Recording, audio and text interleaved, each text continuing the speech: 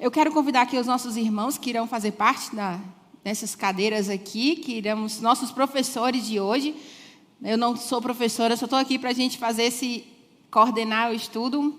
Seja muito bem-vindo, nosso irmão Demi, lá da igreja de Jaguaquara, e o nosso jovem Enzo, que está aqui junto com a gente. Sejam todos muito bem-vindos à casa do Senhor, nesse estudo da Escola Sabatina. Existem alguns irmãos que estão nos acompanhando aqui de casa, e eu gostaria de mandar um abraço muito especial para a esposa do nosso querido irmão Maricato, a irmã Glair, que está aqui sempre acompanhando a nossa transmissão. A Andréia também, querida Andréia, siga firme e confiante no Senhor e acredite que o Papai do Céu tem olhado para as suas preces. O nosso jovem Vando Sato. Vando, se não me engano, ele está acompanhando a gente de São Paulo ou é de Boa Nova. Seja muito bem-vindo, viu, Vando? Continue aí com a gente. Nosso irmão Nelson Terra Nova, a Nilzete, nossa querida Cleusa, a Dite, Roseli, muitas outras pessoas que estão aqui nos acompanhando. Queridos irmãos aqui do Campo da América, vocês não estão sós nesse estudo da lição. E o estudo da lição é um momento de participação, de classe entre nós aqui. Não é um momento de pregação, que nós ouviremos aqui a pregação. Então, nosso querido Léo, já está ali a posto com o microfone, com o álcool preparado para estar desinfetando os microfones. E você é convidado a participar com a gente no estudo da nossa lição. Vamos falar com o nosso Senhor? Feche seus olhos. Querido Deus e Pai, que alegria verdadeiramente é nós podermos estar na Tua casa, Senhor. É um privilégio inestimável que muitas pessoas têm no seu coração esse desejo, mas não podem realizar. Mas nós estamos aqui, primeiramente porque ouvimos o Teu chamado através do Teu Espírito Santo. E segundo, porque dentro do nosso coração há um desejo, Pai, de podermos ser preenchidos através da Tua presença em nosso viver. Que tudo isso seja realizado em nossas vidas e na vida daqueles que não podem estar aqui por algum motivo, que o Teu Espírito Santo também preenche os seus corações. E nesse momento, ao recapitularmos o estudo da lição, que nós possamos tirar para nossas vidas um bom aproveito e que o Senhor nos dê sabedoria para pormos em prática em nossas vidas. Te pedimos no nome de Jesus. Amém. Estamos na lição 5, cujo tema geral é Isaías, o consolo para o povo de Deus. O consolo não é somente para aquele povo que existiu naquela época, o consolo é para nós hoje. Inclusive, essa lição, quando a gente vai estudando, parece que ele está falando sobre uma realidade local, algo que a gente está vivendo hoje, parece que vem falando para os nossos dias. E nós começamos aí, o verso para memorizar dessa semana fala assim: um menino nos nasceu, um filho se nos deu. O governo estará sobre os seus ombros, e o seu nome será Maravilhoso, Conselheiro, Deus Forte, Pai da Eternidade e Príncipe da Paz. E nós iremos focar agora nesse assunto, Príncipe da Paz. A palavra de Deus diz, os professores, que numa fala de Jesus, ele fala assim: dou-vos a minha paz vos dou, não como o mundo dá. Que paz é essa? E qual é a paz que o mundo tem tentado dar para a gente? Porque se nós estudamos essa lição como título Príncipe da Paz, vamos entender esse significado e que paz é essa que Jesus nos dá. Demi. Olá, Kelly. Bom dia, feliz sábado. É muito bom estar aqui com vocês.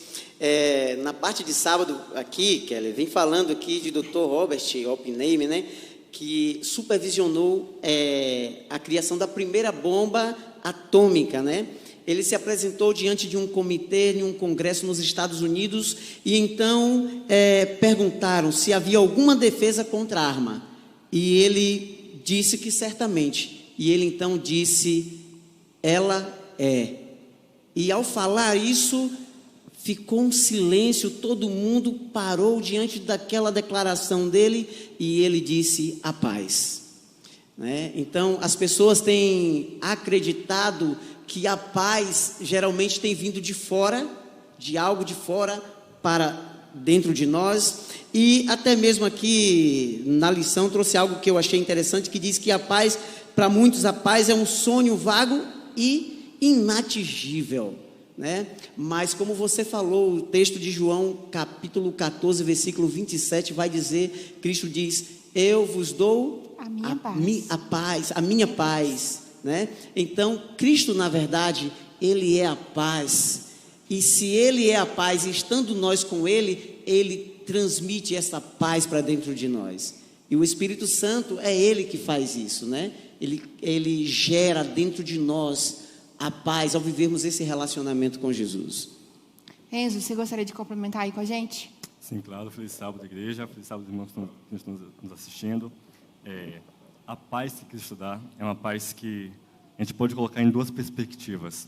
A primeira é aquela paz que, em meio à guerra, em meio a conflitos, a gente consegue, se sentir seguro, sentir aquele conforto no nosso coração em meio à aflição. E a segunda paz, que eu digo na segunda perspectiva, é a paz eterna que Ele nos dará assim quando Ele voltar para nos buscar. É nesse sentido. Justamente na palavra príncipe da paz, né, um dos seus nomes, Sar Shalom, em hebraico, que diz justamente isso, que é a paz que Ele dá, que é uma paz que transcende qualquer coisa. A paz que o mundo prega é uma paz, inclusive é uma profecia bíblica, que nos últimos dias seria pregado paz, paz, paz em todos os lugares, então veria repetir a destruição. Mas o mundo prega uma paz, e a paz do mundo é a ausência de dificuldades, de problemas, a ausência de conflitos. Mas a paz que Jesus nos dá é uma paz mesmo em meio aos conflitos. O Enzo falou muito bem isso daí. No contexto que vem esse versículo, quando a gente entende, lá no capítulo 9, inclusive nós estamos essa semana estudando o capítulo 9 e o 10. O capítulo 9, ele fala que o versículo 1 fala assim: contudo, não haverá mais escuridão para os que estavam aflitos. No passado, ele humilhou a terra de Zebulon e de Naphtali, mas o futuro honrará a Galileia dos gentios, o caminho do mar junto ao Jordão. Naquele momento, aquele povo que estava passando por grande opressão, inclusive por conta dos próprios atitudes dele, consequências das atitudes dos seus reis, vem agora essa profecia. E essa profecia que viria, o fim, que se resume aqui na lição de domingo como o fim da escuridão para a Galileia, que é justamente o versículo que nós lemos. Eu gostaria de perguntar aqui para vocês e dizer aqui para a nossa igreja que vocês estão autorizados a comentar sobre o tema da lição. Levante sua mão aí que Léo vai até você e nós iremos ouvir o seu comentário. Mas, professores, que escuridão era essa que vem na parte de domingo falando? Que escuridão era essa que Jesus colocaria um fim? Porque essa profecia, que é a profecia messiânica, que nós podemos entender, que seria a vinda de Jesus, e que escuridão era essa que o povo estava passando? Demi. Era uma escuridão espiritual, né? Tanto que o texto começa mais, né? E quando a palavra é mais, é porque tem algo anterior falando, né? Algo de importante, mais do que, na verdade, por conta da liderança, o povo tinha mergulhado em uma idolatria profunda e o povo estavam vivendo uma escuridão espiritual, né? E a gente vê que o rei Acais, ele foi o contribuinte para isso, né? Inclusive negando o próprio Deus e também aceitando como senhor Tiglat-Pileser, né? O rei da Assíria, que permitiu que invadisse a Judá e destruísse também, né, os demais reis ali. Então, com isso, ele induziu ao povo, levou o povo a uma falsa adoração a outros deuses, construiu templos de adoração a outros deuses, e com isso levou o povo a uma escuridão espiritual. E o povo sofreu com isso, mas aqui nesse capítulo 9 de Isaías, que é um capítulo lindíssimo, há uma esperança para aquelas pessoas. Assim como também uma esperança para nós que vivemos hoje, ou para as pessoas que vivem hoje em uma escuridão espiritual. Eu vou perguntar aqui para a igreja, eu gostaria que vocês levantassem a mão, uma pessoa de cada vez, viu? A Bíblia fala que há caminhos que ao homem parecem corretos, mas que nos conduzem à perdição. Está lá registrado na Bíblia. Eu gostaria de perguntar para vocês, qual é a chave que vocês no seu dia a dia utilizam? Qual é o segredo que vocês utilizam no seu dia a dia para tomar as suas decisões? Em que vocês se baseiam? Porque há caminhos, como nós podemos entender aqui no estudo da lição, o rei entendeu que aquele era o caminho mais correto a se fazer. Aparentemente, aos olhos humanos, aquele caminho ali, algo promissor, que daria a eles uma segurança, daria segurança àquela nação. Mas nós, como entendemos, já conhecemos a história, nós entendemos que não foi isso bem o que aconteceu, mas veio destruição através das atitudes erradas daquele rei.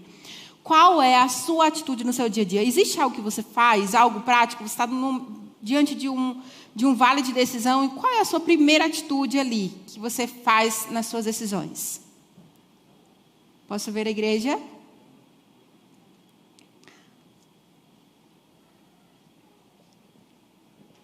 Existem muitas decisões que nós tomamos durante o nosso dia. Segundo uma pesquisa, não me lembro a universidade, mas foi lá nos Estados Unidos. O povo que gosta de pesquisa, viu? E eles fizeram uma pesquisa e diz que nós tomamos de 6 a 8 mil decisões por dia. Decisões essas que podem melhorar ou estragar o nosso dia, ou até a nossa vida, até o último dia dela. Essa semana eu tive que tomar uma decisão muito grande. E por que não tomar uma decisão consultando o melhor conselheiro, que é Jesus Cristo? É assim que eu faço. Eu busco a Jesus Cristo para tomar as minhas decisões. Eu digo: Senhor, eu oro no meu íntimo. Se for teu, vai acontecer. Se não for, não vai acontecer. Faço igual o Gideão, né? Se é verdade que o Senhor quer me usar, eu quero que essa esponja aqui amanhã, se o Senhor quiser, esteja seca e ao redor molhado. E assim Deus fez. E depois, ao contrário, e assim Deus fez. Eu busco a Deus para tomar as minhas decisões. E é assim que eu acho que todo homem, toda mulher deveria agir. Precisa ser a nossa chave buscar a Deus. Mas é verdade, queridos irmãos, que às vezes a gente se acha suficiente para tomar decisão. Quer ver? Vou tomar uma decisão sobre a parte administrativa da minha vida. Mas eu cursei administração, eu sei como é que funcionam as coisas, então eu acho que eu tenho o suficiente, eu tenho inteligência suficiente para tomar aquelas decisões, e naquele momento eu esqueço de buscar a Deus, porque acreditar em mim próprio. E a história diz que aconteceu isso, e mesmo com as consequências erradas, frutos das suas decisões, Deus vai lá e oferece uma nova promessa, uma nova oportunidade, e aí vem na profecia de Cristo. Demi. Só quero endossar um pouco a sua pergunta, Kelly. Eu me lembro de Nabucodonosor, quando ele teve um sonho e ele acordou, e ao acordar ele não mais se lembrava do sonho, né? Mas ele sentia que era algo de muito importante, de muita importância, algo que envolvia o seu reino. E o que foi que ele fez? Ele então mandou chamar os adivinhadores, os feiticeiros, os magos, os encantadores, para que pudesse lhe dizer qual foi o sonho e dar-lhe a interpretação. O que aconteceu? Nenhum desses puderam dar. Então ele disse: olha, vou matar todo mundo, vou destruir todo mundo, porque vocês disseram ter contato diretamente com os deuses de Babilônia, e vocês me provam com isso que não tem contato coisa alguma. Então o que foi que ele fez? Vou matar todo mundo. Mas isso chegou aos ouvidos de Daniel, e Daniel... Quem era Daniel? Ele estava ali também considerado como um sábio de Babilônia, devido à sua muita inteligência e sabedoria. Então ele estava incluso no decreto de morte. Então ele também seria morto. Mas então Daniel disse: me coloca na presença do rei. Colocaram Daniel na presença do rei. Daniel foi ter com o rei, pediu um tempo ao rei para que pudesse lhe dizer o sonho e dar-lhe a interpretação. Ao Daniel sair dali, você sabe o que Daniel poderia fazer? Daniel poderia ter procurado um meio de fugir. Daniel poderia tentar ficar enrolando o rei para ganhar tempo, e Daniel poderia ter provido outros meios para não passar pelo decreto de morte. Mas sabe o que Daniel fez? Daniel chamou seus 3 amigos, se prostraram e oraram a Deus, pedindo sabedoria e orientação para tomar aquela decisão, para interpretar o sonho. E é exatamente isso, Kelly, que a gente precisa fazer. Em meio às decisões que precisamos tomar na vida, a primeira coisa que todos nós precisamos fazer, sabe o que é? É nos prostrar de joelhos diante de Deus e pedir orientação a Ele. Porque muitas vezes acontecem as coisas conosco, temos que tomar decisões, sabe o que acontece? A gente se desespera, procura outros meios para resolver, e nós sempre procuramos os nossos meios para resolver os nossos problemas, né? As situações que acontecem em nossa vida, e nós esquecemos de ir primeiro, antes de qualquer outra coisa, a Deus. Então esse é o segredo, Kelly, é buscarmos a Deus. E quando se fala em decisão errada, eu acho que o povo de Israel é campeão. A gente sabe que, como o povo de Israel, o povo hebreu, o povo israelita, durante todo o período da história bíblica, caiu em diversos pecados, inclusive o pecado da idolatria. O que estava acontecendo justamente nesse contexto de Isaías 8, né, que vem antes de Isaías 19, foi porque os corraninhos, os sacerdotes, estavam fazendo todo o serviço do templo, e depois que fazia o serviço do templo, ia para os altos dos outros deuses, adorar Ashera, que era chamada rainha dos céus, que era uma deusa muito comum naquela época. Inclusive, se você... os arqueólogos encontraram, né, em túmulos judaicos bem antigos desse período, estatuetas dessa rainha, dessa deusa, a Ashera, e também altos para Baal. Ou seja, o povo de Israel, naquele momento, estava em total decadência espiritual, em total escuridão espiritual. E por conta disso, veio que o furor de Deus veio a ilha de Deus e também estava em grande aflição por tudo que estava acontecendo, com a perseguição dos assírios e tudo mais. E justamente em Isaías 9, traz o que? Isaías nos dá uma esperança. Justamente o quê? A vinda do Messias, a vinda de Jesus. E o que eu acho interessante, queridos amigos e irmãos, é que os planos de Deus, eles não se resumem, não se baseiam nas nossas atitudes. As nossas atitudes, muitas vezes, geram consequências negativas. Nós colhemos as consequências dos nossos erros. E eu agradeço porque Deus não é com a gente como nós somos com o nosso próximo. Porque se fosse eu já falaria assim, eu fiz um plano para o meu filho, mas ele não atendeu, ele está colhendo consequências das atitudes dele. Então, o meu plano, nesse momento, é anulado ali, porque se ele não quer fazer aquilo ali, então vou mudar meu plano para ele e vou mudar para outra pessoa. E Jesus não fez assim, Deus não trabalha assim com a gente. Os planos que Deus tem para você, querido amigo, não se resume, não é por conta das suas atitudes. Por mais que nós andemos errado, tomemos as atitudes erradas e temos colhido consequências erradas, os planos de Deus continuam sendo os mesmos para nós. E por isso que a gente vê aí, na parte de segunda-feira, a promessa desse filho, e esse filho foi dado. Essa promessa desse filho que traria tudo isso, a salvação, que traria a paz para o povo, uma paz diferente do que o mundo prega, uma paz mesmo em meio aos conflitos e dificuldades. E aí vem o nosso querido e amado Jesus, esse que vem não por nossas atitudes, não porque merecemos, mas porque Ele é e tem planos para cada um de nós. E o engraçado, Kelly, só para complementar, pasmem vocês, mas existe até mesmo no meio cristão uma objeção acerca desse texto. Há movimentos cristãos que acreditam que esse texto não fala de um Messias, não fala de Jesus. Há essa objeção não somente no judaísmo, mas também dentro do cristianismo. E para tentar explicar, até mesmo nossos amigos que estão nos acompanhando, é que há um texto, uma tradução muito antiga do primeiro século, chamado Targum, que é uma tradução recorrente do hebraico para o aramaico, que diz que trata esse texto como o seguinte: e um filho nos foi dado, né, chamado de maravilhoso conselheiro, Deus poderoso, Pai da eternidade e Messias. Ele troca a palavra príncipe da paz para Messias, assim comprovando que desde aquele princípio, desde o primeiro século, o povo judeu já entendia que justamente esse capítulo está falando sim de um Messias. E infelizmente dentro do cristianismo há também objeção acerca disso. Aí a história vem nos contando aí no livro de Isaías, seguindo a promessa do Cristo. Nós vemos aí do versículo 8 em diante, até o capítulo 10, a gente vem falando sobre, que é o tema da lição de terça-feira, o cetro da ira de Deus. E nós podemos notar aí, estudando os próximos versículos do capítulo 9, que mesmo assim, inclusive na minha Bíblia, fala assim, a ira do Senhor contra Israel. Deus prometeu um filho, mas mesmo assim, continua aí os versículos falando sobre a ira do Senhor sobre o povo de Israel. E nós percebemos, estudando a lição, e foi muito bonito ver isso, porque lá no livro de Levíticos fala sobre um Deus misericordioso, mas que pune os seus filhos com um propósito. Demi, por que Deus pune os seus filhos? Qual o propósito dele? E por que, vou refazer aqui a pergunta da lição de terça-feira, por que Deus não punha de uma vez, mas Deus vai punindo de partes em partes em partes? Porque, na verdade, Deus não tem prazer algum em destruir o ser humano, né? E a lição vem trazendo algo bem interessante aqui, que ele não desejava destruir a nação, mas ele desejava que a nação pudesse se arrepender.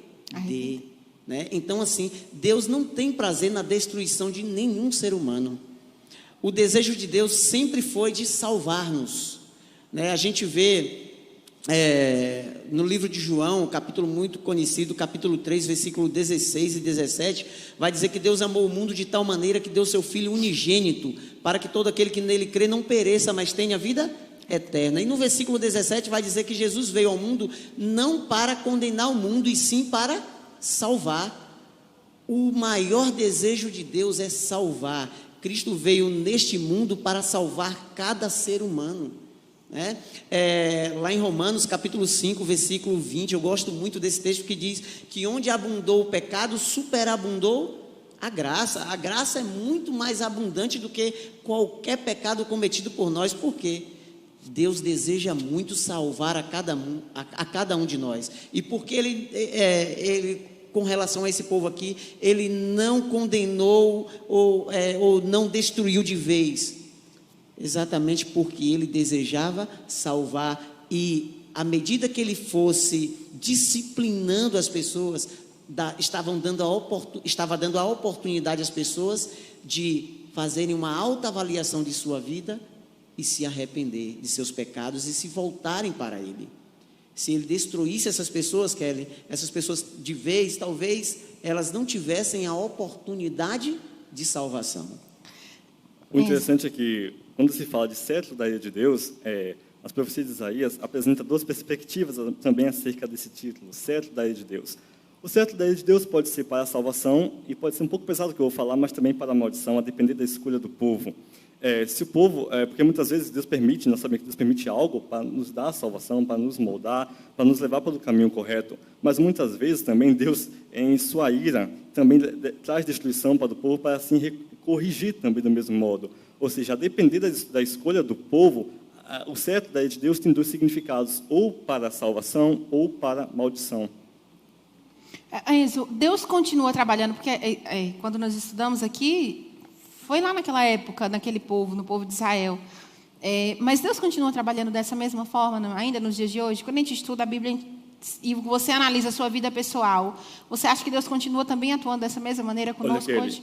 Olha, eu acredito que sim, porque Ele permite muitas coisas nas nossas vidas para justamente nos corrigir e moldar o nosso caráter, porque o que Ele mais quer na gente é moldar o nosso caráter, os nossos defeitos. Então, sim, na minha opinião, Ele permite sim que coisas aconteçam, não que Ele queira que isso realmente aconteça, não que Ele queira causar um mal a você, não é isso, mas para que você possa se corrigir através daquela situação, através da provação que chega até você. Nesse sentido, eu acredito sim, que ainda continua. Demi. Kelly, lá em 2 Pedro, capítulo 3, versículo 9, há um texto muito bonito, que diz lá que Jesus ainda não voltou, porque Ele está sendo longânimo para conosco, não querendo que ninguém se perca, mas que todos cheguem à salvação. Essa é a vontade de Deus para com cada um de nós, que todos nós cheguemos à salvação, e por esse motivo Ele ainda não voltou. Talvez se Cristo voltasse há 5 anos atrás aí, talvez eu não estaria salvo. E muitos aí talvez não estariam salvos. Se Ele voltasse há 1 ano atrás, talvez nós não estivéssemos preparados para a salvação, entende? Então Ele está sendo longânimo para conosco e dando tempo, sendo paciente para conosco, para que nós possamos nos arrepender, para que possamos nós colocar a nossa vida em dia com Ele, para que nós possamos viver a cada dia uma vida de consagração e de total preparação para estar com Ele, para morar com Ele. O interessante é que, nessa ocasião aqui, o povo de Israel estava em total desobediência. Por isso, o furor de Deus, a ira de Deus, veio com tamanha força junto com a perseguição dos assírios. Por quê? Porque na cultura judaica, assim como a gente tem o Pai Nosso, há uma reza muito importante, que é o Shema Israel. E no Shema Israel, tem uma parte dele que é recitada bem baixinho, porque justamente fala que se a gente não agir conforme a lei de Deus, se a gente não agir conforme o querer de Deus, coisas ruins vão acontecer para a gente, perseguição e tudo mais. Ou seja, o povo aqui sabia o que iria acontecer se não agisse com obediência a Deus. Ou seja, por isso teve essa perseguição com os assírios. Ou seja, o povo nesse contexto realmente estava rebelde. Era um povo rebelde, era um povo desobediente. Por isso caiu justamente no pecado da idolatria, do ocultismo, adorando outros deuses pagãos, próprios sacerdotes levantando altos, fazendo serviço no templo, depois de sair do templo, ia adorar outros deuses, ia ser sacerdotes de outros deuses. Ou seja, por isso, nesse contexto aqui, o cetro da ira de Deus caiu de uma forma devastadora em cima do povo. Mas o bom é que, nesse mesmo texto, no livro de Isaías, vem a bendita esperança, que é o Senhor Jesus, o Mashiach, o Melech HaMashiach. E há uma grande diferença sobre os deuses que eles acreditavam e como Deus age, porque o cetro da ira de Deus, quando recai sobre a vida de um filho dele, não é porque Deus não está pensando nele, mas está pensando no benefício do próprio filho. E diferente do que acontecia com os outros deuses que eles acreditavam. Quando eles acreditavam que os deuses derramavam a ira sobre eles, era porque aquele Deus ele queria total adoração e somente a ele, e o foco era só nele, não no filho. Deus age diferente. No livro de Levíticos, eu achei muito interessante, eu gostaria que vocês estudassem na sua casa, principalmente quando vocês estiverem passando por uma dificuldade.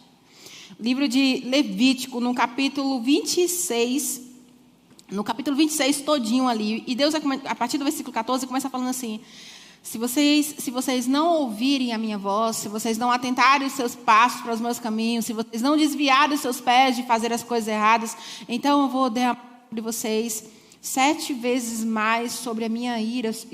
E mais uma vez, ele disse: contudo, se vocês ainda não me ouvirem, se vocês não atentarem os seus ouvidos, se vocês continuarem se opondo a mim, recusarem me ouvir, eu o castigarei 7 vezes mais. E aí, do versículo até o versículo 46, a gente vai vendo Deus falando assim: 7 vezes mais castigarei, 7 vezes mais castigarei, 7 vezes mais castigarei.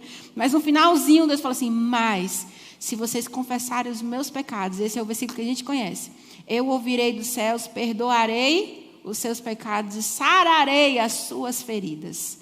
O nosso Deus permite que a gente passe por dificuldades para que a gente possa viver a experiência de estarmos junto com Ele. A bonança nesse mundo de pecado, a falta de certos problemas, às vezes nos faz afastar de Deus. É o mundo de pecado que a gente vive. No céu não vai ser assim, querido amigo. A falta de tribulação vai nos aproximar cada vez mais de Deus, porque lá a gente não vai ter nada que vai nos afastar do Senhor. Mas no mundo de pecado que a gente vive aqui hoje, a ausência de tribulações e de dificuldades faz com que muitas vezes a gente se afaste de Deus. Então, se você está passando por alguma dificuldade, você que está em casa, utilize dessa dificuldade que você está passando para ser o melhor momento de proximidade com o Senhor, de dependência dEle, e viva a maior experiência de fé, que é passar por tribulações, dificuldades do lado do Senhor. E lembre-se sempre, se vocês ouvirem a voz do Senhor e se vocês confessarem os seus pecados, o Senhor, Ele é fiel e justo e Ele vai curar as suas feridas e sarar os seus pecados. Demi. O Kelly, é interessante isso que você falou. Ontem eu estava conversando com um jovem que hoje ele se encontra em uma situação muito difícil. Ultimamente ele descobriu que estava com água no cérebro e está passando por um problema sério de saúde. Só que esse jovem, antes de acontecer esses problemas, ele era um jovem ativo na igreja. Ele era um jovem que dava estudo bíblico, ele era evangelista, era um jovem totalmente envolvido de corpo e alma na obra. De repente, a saúde dele começou a decair, ele chegou a um estado muito difícil. No entanto, Deus sempre proveu meios para ajudá-lo. Sempre proveu meios. E aí, ao conversar ontem, já converso com ele várias vezes, e ontem, ao conversar com ele, ele falou: Ademir, às vezes eu fico me questionando por que isso acontecendo comigo, e eu questiono a Deus, porque eu era envolvido na igreja, eu continuo sendo envolvido na igreja, não saí da igreja. Ele me falando ontem que ele comprou corda, ele tentou se enforcar diante da situação que ele vivia, e a corda quebrou. Entende? Ele comprou mais 2 metros de corda, e aí descobriram o pessoal que tomava conta dele e retiraram a corda, né? Mas ele estava decidido a fazer isso, e ele disse que questiona a Deus, tal. E eu, conversando com ele, eu pude falar para ele o seguinte, e assim eu quero falar para você, talvez, que esteja nos ouvindo, aí nos assistindo, e para você também que está aqui conosco também, que às vezes pode estar questionando a Deus diante de alguma circunstância difícil, diante de algum problema ou situação que está acontecendo com você. Olha só, Deus, Ele nos usa, nos colocando lá em cima, onde as pessoas possam nos ver e onde as pessoas possam serem atraídas para Deus, para Ele, né? Através da nossa situação, através da nossa vida lá em cima. Mas sabe, poucos são escolhidos por Deus para testemunhar dele estando lá embaixo. E às vezes Deus permite que eu e você estejamos lá embaixo. Sabe por quê? Porque ao as pessoas olharem para mim e para você, passando por algumas dificuldades, mas permanecendo fiel a Deus, essas pessoas também podem serem atraídas para Deus. Lembre disso, guarde isso em seu coração, porque talvez em algum dia você pode passar por uma circunstância difícil e você pode se questionar. E lembre que, como servo de Deus, você às vezes se coloca diante de Deus dizendo o seguinte: Senhor, usa-me a mim. E Senhor, tá bom, meu filho, eu vou te usar da maneira como eu quero te usar. E às vezes Deus, Ele não nos dá aquilo em que a gente não consegue suportar. Deus nos coloca em uma situação lá embaixo, porque Ele quer atrair pessoas através de nós estando lá embaixo. Amém. A parte de quarta-feira fala que, continuando ainda na profecia messiânica, e o capítulo 1 de Isaías 11 fala que surgirá então do ramo de Jessé, e em suas raízes brotará um renovo. Enzo, esse renovo continua se referindo a Jesus? Sim, continua se referindo a Jesus. Na verdade, a palavra na raiz hebraica se chama netzer. Netzer, que é justamente renovo, é uma palavra que já é citada muito antes do Novo Testamento. E no Antigo Testamento a gente encontra em diversas passagens e sempre acerca do Messias. Inclusive, netzer, ou renovo, é um dos nomes dados também para o Messias, isso na tradição judaica, na cultura judaica. Certo? E o legal aqui que está falando justamente do rebento, né, do renovo que sai do tronco de Jessé, que é o Mashiach ben David, o Messias filho de Davi. E eu acho muito interessante, se você olhar a genealogia de Jesus, ela é escancaradamente mostrando que toda a linhagem de Jesus vem justamente de quem? De Davi, que provando que o renovo, que Jesus é justamente esse renovo da promessa de Isaías, da profecia, que ele é justamente o Messias. O que eu acho interessante, na lição de quarta-feira, falou muito sobre a questão do renovo, que Jesus viria para oferecer esse renovo. Mas essa profecia, ela não se resume somente àquela época. Bem certo que eles aguardavam por renovo, e Jesus Cristo veio e mostrou para eles o que eles realmente precisavam, mas ela não se resume a isso, porque eu acho interessante no que diz lá no livro de Apocalipse. Eu gostaria de pedir, Enzo, para ler o versículo, capítulo 22, o último capítulo da Bíblia, e o versículo 16.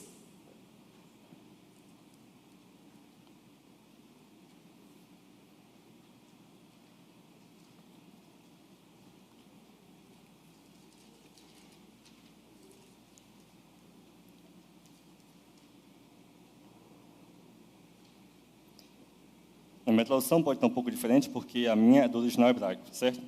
Aqui diz: Eu, Yeshua, eu, Jesus, enviei meu anjo para dar a vocês esse testemunho a respeito das comunidades cristãs ou messiânicas. Eu sou a raiz e descendente de Davi, a brilhante estrela da manhã. Então, Cristo, a raiz e descendente de Davi, continua com a promessa de vir e fazer o mesmo que ele prometeu aqui para aquele povo que estava passando por dificuldade, né? Trazer um renovo, renovar-nos. Demi. É interessante porque, ao Cristo vir neste mundo, Ele estabeleceu um novo reino, né? Um novo governo, um reino de paz. E a gente pode ver isso ao vivermos uma vida com Ele. Muitas pessoas dizem: olha, o reino ainda virá, o novo reino virá, mas na verdade o reino jaz, né? Ao vivermos uma vida com Cristo, nós já vivemos um novo reino aqui, né? O reino não virá. E é interessante aqui que aqui vem dizer, ao governar, faz uma pergunta aqui: como o novo governante davídico reverteu os efeitos do pecado? Ao governar com justiça, sabedoria e equidade, os efeitos do pecado e da apostasia seriam neutralizados. Ao Cristo reinar e governar com justiça, faria toda a diferença em meio a um povo e a meio a um governo que estava governando totalmente sem justiça. E interessante aqui na literatura judaica, no Zohar 144, é um livro que foi escrito muito tempo depois de Cristo, né? Trata o Messias como um leproso na casa dos rabinos. Por que um leproso na casa dos rabinos? Porque o Messias tomou para si todas as nossas enfermidades, a nossa lepra espiritual, que é justamente o pecado. Mas, do mesmo modo que ele tomou para si essa lepra espiritual, ele também acabou sendo o quê? Rejeitado, porque um leproso não permanecia em sinagoga. Ou seja, o Messias sempre foi visto dessa maneira. E quando ele toma para si a nossa lepra espiritual, ele está fazendo o quê? Trazendo renovo para as nossas vidas. E esse é o sentido de Netzer, de renovo, que dá justamente o Messias. Amém. Nós estamos encaminhando aqui para os últimos momentos da lição e a igreja permaneceu em... Tá? Pode falar, irmão Sião? Podemos continuar ainda mais 10 minutos. Isaías 12, ele tem um cântico muito bonito e ele precisa... Eu quero convidar você a meditar, se você não leu durante essa semana, a meditar nas letras desse cântico. E que cântico bonito. E eu vou ler somente o primeiro versículo. Fala assim: naquele dia você dirá: eu te louvarei, Senhor, porque você estavas irado comigo, mas a tua ira se desviou e tu me consolaste. Kelly, eu posso ler aqui no original? Pode sim. No original, ele é traduzido assim. Eu vou ler ele completo para vocês. Agradeço-te, Adonai, pois embora tenhas tirado comigo, tua ira agora afastou-se e tu me confortas. Vejam, Deus é minha salvação. Estou confiante e não tenho medo, pois Yah, Adonai, é minha força e minha canção, e tornou-se minha salvação.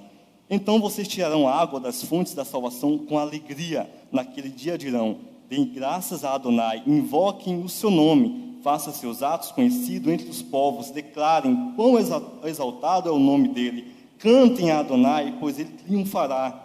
O anúncio disso se faz em toda a terra. Gritem, cantem de alegria, vocês que vivem em Sião, porque o Santo de Israel está com vocês em sua grandeza. Assim está a tradução justamente do original hebraico. Percebe como é bonito? Não é? O Deus que veio, prometeu renovo, cumpriu a sua promessa. E da mesma forma que ele cumpriu a sua promessa de vir naquela época e dar renovo, ele faz mais uma vez uma promessa. E lá no capítulo, em Romanos 3, versículo 24, eu gostaria de pedir um irmão que está aí, eu quero ver a participação dos irmãos. Quem está aí com a sua Bíblia na mão, levante sua mão e faça a leitura para mim do Romanos 3, 34.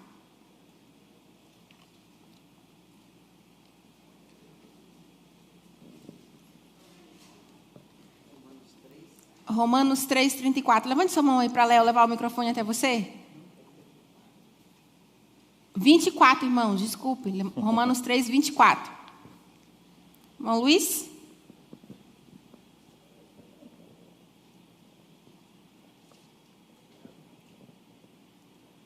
Sendo justificado gratuitamente por sua graça, mediante a redenção que há em Cristo Jesus. Amém. Jesus nos prometeu e ele cumpriu. Em Cristo Jesus se cumpriu aquela promessa do Messias. E Deus também continua fazendo as promessas para os nossos dias hoje. Bem certo é que Deus trouxe o consolo e esse mesmo consolo é oferecido nos dias de hoje, mas também ele faz alusão a um consolo que nós teremos na vida eterna com Cristo Jesus. Demi, dá para a gente confiar nas promessas de Jesus? E por que hoje a sua fé se baseia nessa promessa de Jesus? O que te faz confiar nas promessas que Deus faz para você? Primeiro porque eu consigo perceber que ele cumpriu com todas as promessas dele no passado, né? E hoje é sempre assim. Às vezes, quando eu me encontro em meio a alguma circunstância difícil, a uma situação não muito agradável, não muito boa, então, ao conversar com minha esposa e com os meus filhos, né, eu falo: olha, fica tranquilo, sabe por quê? Porque eu vejo que até aqui o Senhor cuidou de mim, o Senhor fez milagres em minha vida, o Senhor já fez muitas coisas para me ajudar em meio às minhas dificuldades. Eu tenho certeza de que Ele continuará fazendo, em qualquer circunstância que eu me encontrar, como filho dele, como servo dele, falho, né? Que nós não somos perfeitos, e quando eu falo isso, eu não estou falando aqui como uma pessoa perfeita que, ao falar isso, olha e diz assim, é porque eu sou merecedor das bênçãos de Deus, não, entende? Falho, pecador, necessitado totalmente de sua graça, mas eu vejo que Ele cuidou de mim até aqui, e eu tenho certeza de que Ele continuará cuidando. Então, assim, Kelly, Ele cumpriu com as promessas no passado, podemos ter certeza que Ele continuará cumprindo com as promessas que ainda falta ser cumprida.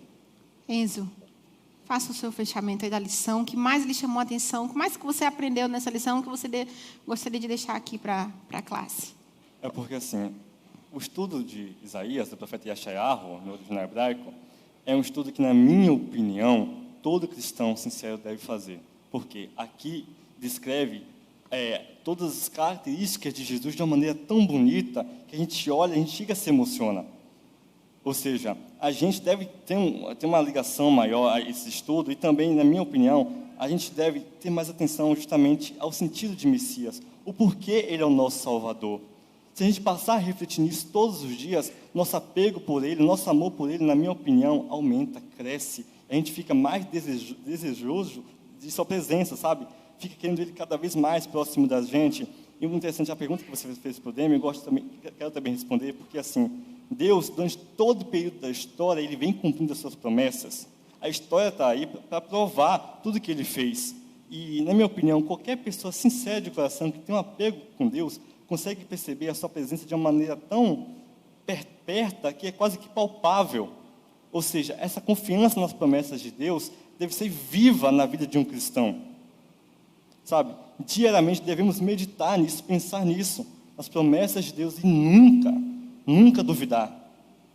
Porque a partir do momento que a gente começa a duvidar de qualquer promessa que seja do Senhor, nossa fé se esvai. Para a gente encerrar a nossa lição, eu gostaria só de compartilhar o que está no capítulo 11, versículo 12, que diz assim, e o versículo 16. Ele erguerá uma bandeira para as nações, a fim de reunir os exilados de Israel, e ajuntará o povo disperso de Judá desde os 4 cantos da terra. Haverá uma estrada para o remanescente do seu povo que for deixado da Síria, como houve para Israel quando saiu no Egito, e como vai haver para cada um de nós nesse mundo de pecado que nós estamos sendo exilados por ele. Querido amigo, querido irmão, Deus erguerá uma bandeira, e nós precisamos estar atentos para que quando essa bandeira for erguida, você esteja do lado da bandeira correta. Eu sei que o mundo, de muitas formas, tenta nos convencer a mudarmos de lado, mas existe um Deus que nos promete a paz, diferente do que o mundo prega, uma paz mesmo em meio às dificuldades. E existe um Deus que continua com sua promessa, mesmo a um povo que sofre, exilado pelas consequências do pecado. E esse finalzinho falou muito comigo. Haverá uma estrada para o remanescente de Deus. E a palavra de Deus diz que a lâmpada para os nossos pés e para os nossos caminhos precisa ser a palavra de Deus. Então, confie nas promessas do Senhor. Dedique tempo para estudar a palavra de Deus, e através da palavra de Deus, você vai saber tomar as suas decisões.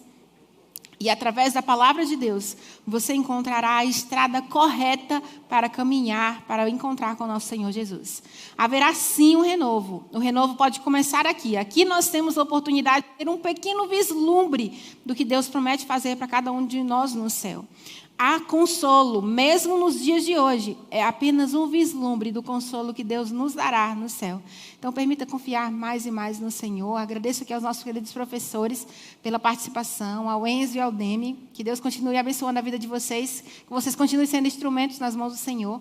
Você que está aí em casa nos assistindo, aos nossos queridos irmãos, sejam instrumentos e permitam, nesses últimos dias, ser instrumentos de Deus para alcançar a vida de muitas pessoas que precisam encontrar o norte para a sua vida. Vamos juntos orar? Feche seus olhos. Querido Deus e Pai, nós somos ao Senhor imensamente gratos, Pai. Te agradecemos porque quando nós olhamos para nós mesmos, a gente não consegue encontrar saída para as nossas vidas. Olhando para a nossa incapacidade de dar solução aos nossos problemas. Mas quando nós erguemos os nossos olhos ao Senhor, nós podemos encontrar uma saída. E essa saída, ela não nos levará apenas a um escape momentâneo, mas essa saída, ela nos levará a uma vida de paz e tranquilidade perpétua, que durará uma eternidade. Por isso nós queremos pedir ao Senhor, Se algum filho teu, por algum momento, Pai, se encontra como aquele povo no meio da escuridão, sem encontrar a luz, brilha a tua luz na vida de cada um deles, que eles possam de longe te enxergar e cada vez mais caminhar para mais perto do Senhor, para que um dia se cumpra a tua promessa em nossas vidas e a promessa se cumpra conosco, juntos com o Senhor na eternidade. Que teu Espírito Santo seja nosso amigo, nosso professor e o nosso guia. Nós te pedimos